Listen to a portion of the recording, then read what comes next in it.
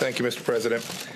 Before I address the efforts that we've been engaged in to push back against the Chinese virus, I want to assure the American people that, as President Trump just said, your State Department, your entire national security team is staying focused on the other diplomatic challenges around the world.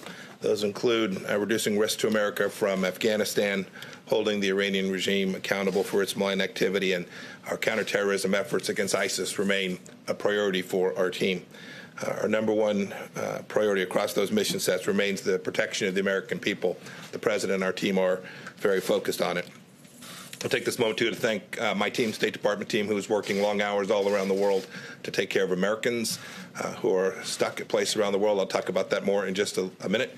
You've all seen Dr. Birx with me, State Department official who's doing great work, but I want to give a shout out to all of the State Department team here in Washington and around the world that are working overtime to help us push back against this pandemic. Under the President's leadership this week, we've taken two important steps. First, as President Trump announced on Wednesday, the United States and Canada jointly agreed to restrict all non-essential traffic across our border. This decision goes into effect tonight at midnight. The restrictions will be reviewed after 30 days, and they exclude traffic and movement across the border for work or other essential reasons. We're grateful to have such an outstanding friend to the north who is committed, as we are, to defeating this virus. I also want to announce today that the United States and Mexico have agreed to restrict non-essential travel across our shared border. Both our countries know the importance of working together to limit the spread of the virus and ensure that commerce that supports our economy continues to keep flowing.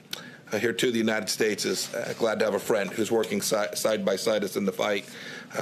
Secretary Wolf will talk a little bit more about the details of how we're working alongside our partner in Mexico to keep our southern border safe and secure as well. On another note, yesterday the State Department issued a Level 4 global travel advisory.